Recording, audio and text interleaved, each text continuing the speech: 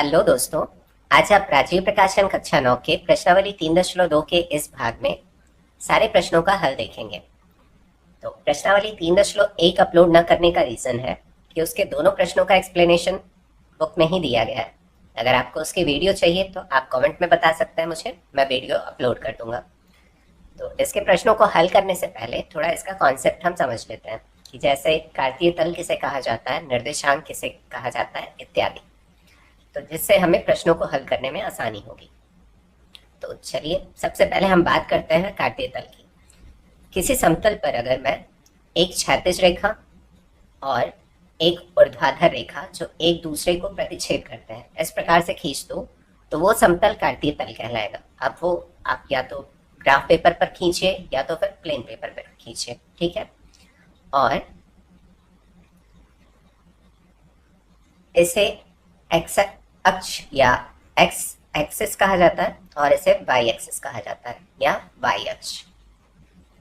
और इधर जो भी नंबर्स आते हैं वो पॉजिटिव होते हैं, प्लस में होते हैं, और इधर जो भी नंबर्स आते हैं वो नेगेटिव होते हैं, माइनस में होते हैं, ठीक है। और जहां पर ये दोनों रेखाएं एक दूसरे को प्रतिच्छेद करती हैं वो मूल बिंदु कहा जाता है उसे। और इसका निर्देशांक होता है 0,0। अब निर्देशांक किसे कहते हैं? तो मान लीजिए कि इस कार्तीय तल पर मैं एक कोई पॉइंट लेता हूं, तो इस पॉइंट की जो वाई अक्ष से दूरी होगी वो इसकी भुज कहलाएगी, उसे भुज कहा जाएगा।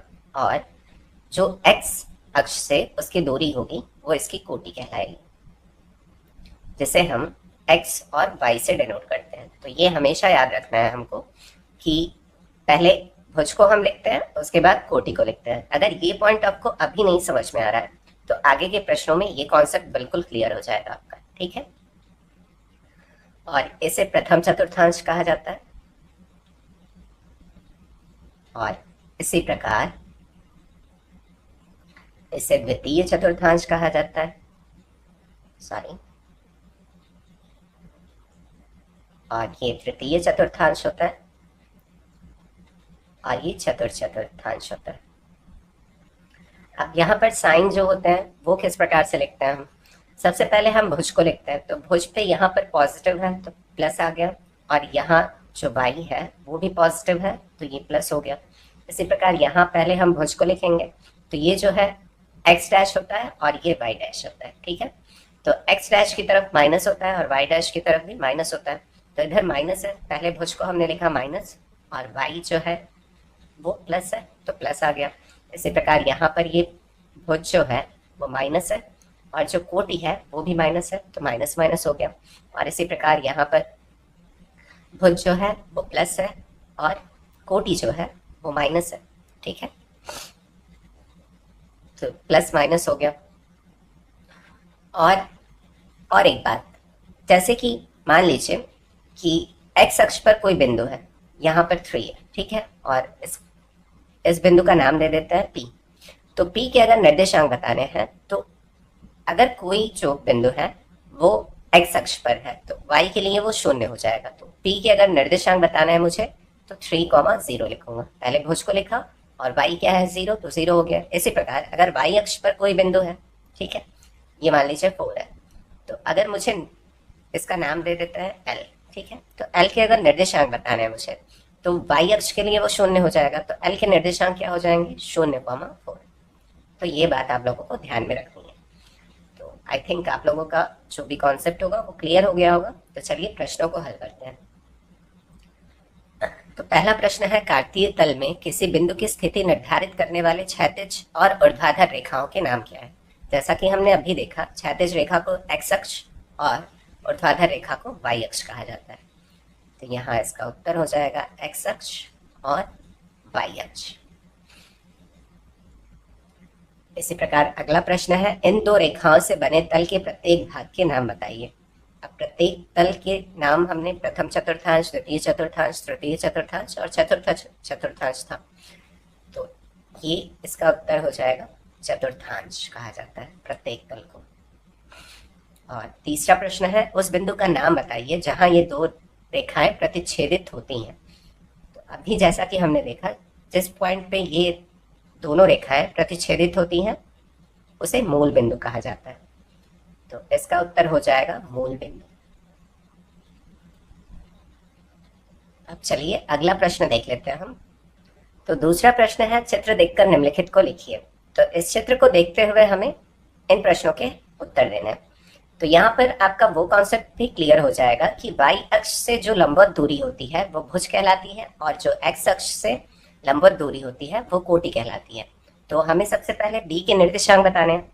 तो बी के निर्देशांक मैं सबसे पहले देखूं तो वाई अक्ष से जो लंबवत दूरी है वो कितनी है, -5 है ना। ये देखिए इसके समांतर में है, एक्स अक्ष के समांतर में है और यहाँ से यहाँ तक की दूरी कितनी है लंबवत, -5 है। तो ये भुज हो जाएगा। भुज कितना है, -5। और इसी प्रकार एक्स अक्ष से अगर इसकी लंबवत दूरी देखो तो ये कितना है, 2 है ना। और ये किसके समांतर में है, y के समांतर में है ना। तो लंबवत दूरी को ही कोटि कहेंगे। तो ये कहाँ कितना है, 2 है। तो ये आ जाएगा 2। तो b के निर्देशांक क्या हो जाएंगे, -5, 2। इसी प्रकार से जो भी आंसर है सबके आंसर हम दे सकते हैं। c के निर्देशांक बताने हैं। तो c के निर्देशांक सबसे पहले हम भुज को लिखेंगे तो 5, ये 5 हो गया। और फिर कोटि को अगर लिखना है तो कोटि कितने पे आ रहा है, -5। तो c के निर्देशांक कितने हो गए, 5, -5। और इसी प्रकार निर्देशांक -3, -5 द्वारा पहचाना गया बिंदु। -3, -5 बताना है तो पहले हम किस पे आएंगे, भुज पर आएंगे। तो -3 यहाँ पर है ये, और -5 ये यहाँ पर मिल रहा है। तो इस बिंदु का नाम क्या है, E। तो E के निर्देशांक है -3, -5। और फिर निर्देशांक 2, -4 द्वारा पहचाना गया बिंदु। तो सबसे पहले 2 देखेंगे यहाँ पर है और उसके बाद -4 देखिए यहाँ पर आ रहा है। तो ये पॉइंट कौन सा है, G है। तो G के निर्देशांक क्या है, 2, -4। और इसी प्रकार D का भुज बताना है हमें। तो D ये पॉइंट है और इसका सिर्फ भुज बताना है। तो एक्स एक्सेस वाला बताएंगे। तो ये कितना है, 6। तो इसका उत्तर हो जाएगा 6। और बिंदु H की कोटि बतानी है। तो बिंदु H की कोटि -3 हो जाएगी, यहाँ पर है। तो ये -3 हो गया। और बिंदु L के निर्देशांक, अब देखिए ये L जो है वो y एक्सिस पे स्थित है ना। तो इसलिए x के लिए वो क्या हो जाएगा, 0 हो जाएगा। तो इसके निर्देशांक जब लिखने होंगे तो सबसे पहले हम भुज को लिखते हैं। तो 0, और ये कहाँ पर है, 5। 0, 5 हो गया इसका आंसर। बिंदु M के निर्देशांक बताने। आप देखिए ये पॉइंट कहाँ पर है, -3 पे है, x एक्सिस पे है। तो सबसे पहले हम लिखेंगे क्या, -3, भुज को लिखा। और y एक्सिस के लिए क्या हो जाएगा, 0। तो M के निर्देशांक क्या हो गए, -3, 0। अब चलिए अगला प्रश्न देखते हैं हम। तो तीसरा प्रश्न है, बिंदु 6, 4 की x अक्ष से लंबिक दूरी ज्ञात कीजिए। अब यहाँ देखिए लंबिक दूरी बतानी है, लंबवत दूरी बतानी है ना। तो हम चित्र बना लेते हैं, उसकी सहायता से आसानी से इसे समझेंगे। अब इसकी जो कोटि होगी वही इसकी लंबिक दूरी कहलाएगी, जैसा कि हमने कॉन्सेप्ट में भी समझा और पिछले वाले प्रश्न में भी समझा। अब यहाँ से मान लीजिए ये 6 है और ये है 4। ये y एक्सिस है और ये x एक्सिस है, ठीक है। तो इसकी लंबवत दूरी बतानी है या लंबिक दूरी बतानी है। तो ये लंबवत रेखा जब खींचेंगे हम तो ये इसके समांतर में है। तो ये कितना हो जाएगा, यहाँ से यहाँ तक की दूरी अगर 4 इकाई है ना, इसे ऐसे भी समझा जा सकता है। एक आयत बना लेते हैं, यहाँ से यहाँ तक की दूरी कितनी है, 6 इकाई है। तो ये भी कितनी हो जाएगी, 6 इकाई। और इसी प्रकार अगर ये 4 इकाई है तो ये भी कितना हो जाएगा, 4 इकाई। तो x अक्ष से लंबिक दूरी क्या हो जाएगी, 4 इकाई, ठीक है। तो ये आप लोगों को समझ में आ गया होगा, जिसे कोटि कहा जाता है ना। तो इसी पॉइंट को तो हम कोटि लिखेंगे। अगर इसके निर्देशांक लिखने हुए तो यही होगा ना, 6, 4। ये किससे बता रहा है, कोटि को बता रहा है। और ये किसे बता रहा है, भुज। और ये एक दूसरे के किस क्या है, लंबवत है, ठीक है। तो इसका उत्तर हो जाएगा 4 इकाई। अब चलिए अगला प्रश्न देखते हैं। चौथा है, बिंदु 1, 3, 0 और 2, 0, 4 किस अक्ष पर स्थित है। अब देखिए 3,0 जो है, ये भुज जो है वो 3 है और कोटि जो है वो 0 है, अर्थात ये किस अक्ष पर स्थित है? एक्स अक्ष पर स्थित है ना। तो इसका आंसर हो जाएगा एक्स अक्ष पर स्थित है। और इसी प्रकार ये फर्स्ट हो गया। और सेकंड कह रहा है कि 0,4 है, तो यहाँ पर भुज 0 है और कोटि कितना है? y 4। तो ये किस अक्ष पर स्थित है? y अक्ष पर स्थित है। इसे हम चित्र बनाकर भी समझ सकते हैं, और अगर आपको कॉन्सेप्ट क्लियर हुआ होगा शुरू में तो आप ऐसे भी आपका क्लियर हो गया होगा, है ना। चलिए एक बार चित्र बनाकर भी इसे समझ लेते हैं।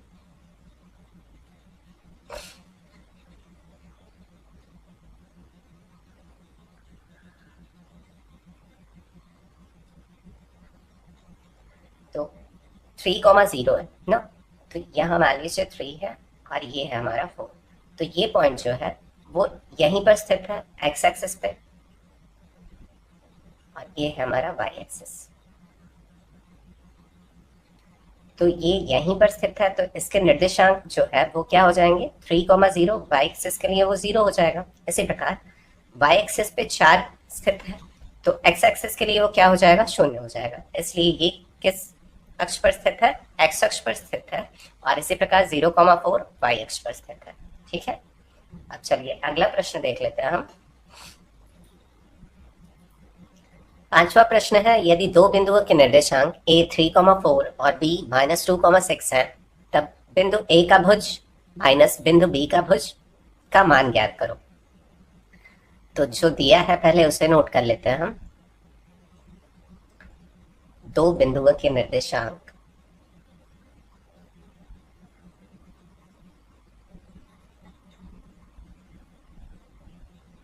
जो कि है a 3,4 और b -2,6 है। अब यहां पर बिंदु a का भुज क्या हो जाएगा? बिंदु a का भुज ये है 3, है ना। एक्स वाई ये है और एक्स वाई ये भी है, तो यहाँ पर भुज 3 है। इसी प्रकार बिंदु B का भुज ये कितना है? -2। तो इन दोनों का अंतर हमें ज्ञात करना है। तो प्रश्नानुसार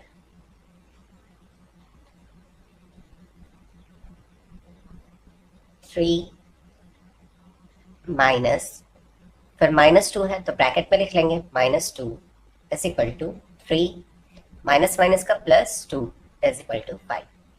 तो इन दोनों का अंतर कितना निकल के आएगा? 5। तो ये हो गया इसका उत्तर। चलिए अब अगला प्रश्न देख लेते हैं।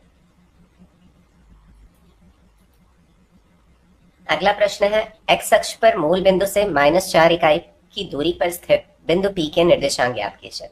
इसके लिए पहले एक चित्र बना लेते हैं जिससे कि आसानी से समझ में आ जाए। ये हमारी ऊर्ध्वाधर रेखा और ये क्षैतिज रेखा।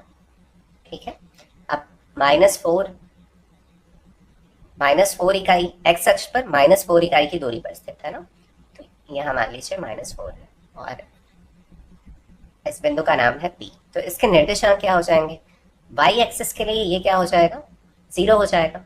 तो बिंदु P के निर्देशांक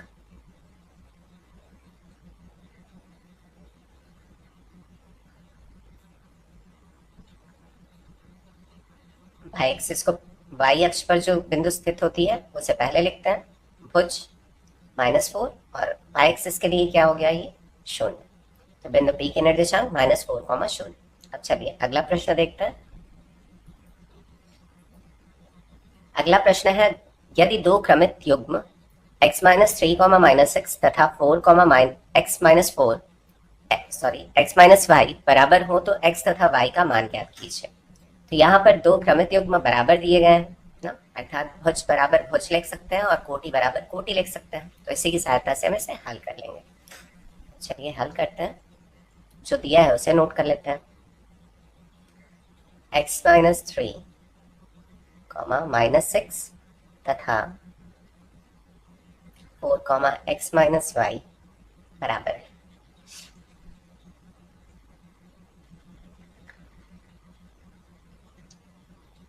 तब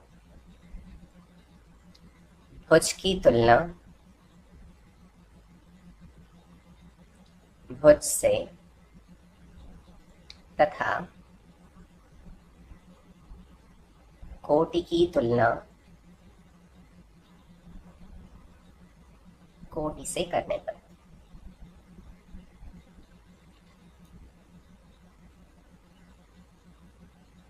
तो हम लिख सकते हैं x minus 3 is equal to 4, भुज बराबर भुज। इसे और सरल करें हम तो x इज इक्वल टू कितना हो जाएगा, -3 इधर चला आएगा तो 4 + 3 इज इक्वल टू 7। तो x इज इक्वल टू कितना मिल गया हमें, 7। इसे बना लेते हैं समीकरण नंबर 1। और फिर कोटि की तुलना कोटि से करेंगे तो x minus y is equal to -6, या फिर लिख सकते हैं -6 is equal to x minus y. तो यहाँ x का मान हमें पता है 7 है, तो 7 minus y is equal to -6। ये हमने समीकरण 1 से मान रखा है, समीकरण 1 से। अब फिर 7 को अगर इधर भेजेंगे तो माइनस में हो जाएगा, तो -y इज इक्वल टू -6 -7। अब दोनों सेम साइन है तो जुड़ जाएगा, माइनस माइनस जुड़ के माइनस यहाँ उतारेंगे और 13 आ जाएगा। फिर दोनों साइड माइनस है तो प्लस कर लेंगे, तो y इज इक्वल टू कितना मिल गया हमें, 13। तो x बराबर यहाँ से मिला है 7 और y बराबर कितना मिला है, 13, और दोनों के ही मान ज्ञात करने थे हमें। ये हो गया इसका आंसर। चलिए अब अगले प्रश्न की तरफ बढ़ते हैं। तो 8वां प्रश्न है, निम्न चित्र में LM एक रेखा है जो y अक्ष के समांतर है तथा उससे 3 मात्रक की दूरी पर है। तो y एक्सिस के समांतर में LM है और इनके बीच की दूरी कितनी है, 3 मात्रक है, अर्थात यहाँ से यहाँ तक की दूरी 3 मात्रक है। ठीक है, और समांतर है तो ये एक दूसरे को कहीं पर टच नहीं करेंगे, हमेशा 3 मात्रक की दूरी बनी रहेगी। और उसके बाद हमें प्रश्नों के उत्तर बताने हैं। बिंदुओं P, Q और R के निर्देशांक क्या है। तो सबसे पहले हम P का निर्देशांक ज्ञात करते हैं। तो P का निर्देशांक सबसे पहले भुज को लिखेंगे, तो y अक्ष के लंबवत जो दूरी होगी वही P का भुज होगा। तो यहाँ पर 3 है तो 3 हो जाएगा, तो भुज तो 3 हो गया। और कोटि कितना है, यहाँ से देखें तो y अक्ष के जो लंबवत दूरी होगी वो कोटि कहलाएगी, तो ये 2 है। तो P के निर्देशांक क्या हो गए, 3,2। और इसी प्रकार हमें Q के निर्देशांक बताने हैं, तो सेम वही y अक्ष से जो लंबवत दूरी होगी वो भुज होगी, तो Q का भुज भी कितना हो जाएगा, 3। और कोटि कितनी हो जाएगी, जो x के लंबवत होगी दूरी, तो ये है -1। यहाँ पर -1 आ गया। ठीक, अब चित्र के मैंने जो चित्र बनाया है उसमें शायद एकदम सेम टू सेम ना मैच करता हूँ, तो आप बुक से देख लीजिएगा, ये -1 के सामने ही। ठीक है, और उसके बाद R के निर्देशांक बताने हैं।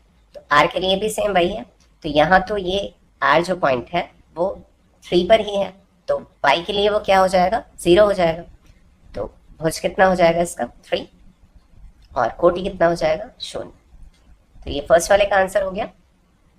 अब सेकंड वाले का आंसर देखते हैं। बिंदुओं L और M के भुजों में क्या अंतर है। अब देखिए, बिंदुओं L और M के भुजों में अंतर हमें बताना है। तो जो L का भुज होगा वो y अक्ष से जो लंबवत दूरी होगा, अर्थात 3 है ना, तो L का भुज बराबर 3। और इसी प्रकार अगर M का भुज देखो तो y अक्ष से जो लंबवत दूरी होगी तो ये भी 3 है, तो M का भुज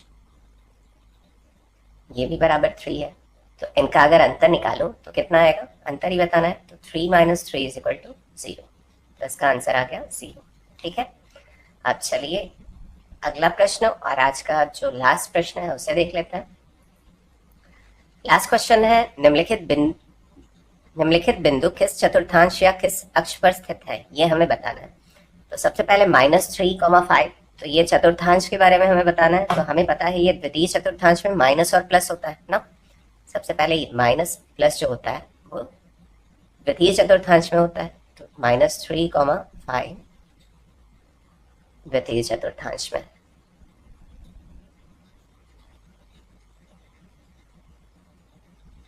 और 4, -1 है, तो यहाँ पर प्लस और माइनस आ रहा है। हमने शुरू में ही देखा चतुर्थांश। और फिर 2,0 है, तो 2,0, तो भुज यहाँ पर दिया है 2 और कोटि दिया है 0, तो ये x अक्ष पर स्थित है, y के लिए 0 है तो x अक्ष पर स्थित है, तो इसलिए ये x अक्ष पर स्थित है।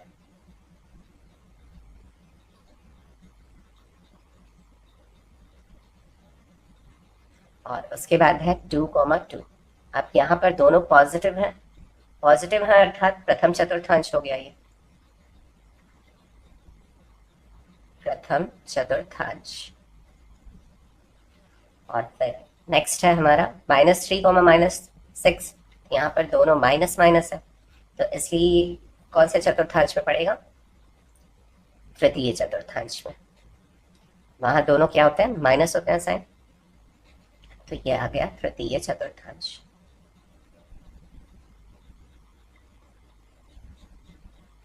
तो ये था आज का आखिरी प्रश्न, और इसके नेक्स्ट पार्ट में मैं जल्दी ही मिलूंगा फिर आपसे।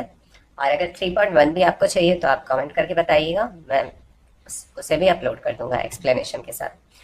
तो अभी तक अगर आपने चैनल को सब्सक्राइब नहीं किया तो सब्सक्राइब ज़रूर से करिए, और अपने दोस्तों के साथ भी ज़्यादा से ज़्यादा शेयर करिए। तो फिर मिलते हैं नेक्स्ट वीडियो में। Thanks for watching video. Take care, bye bye.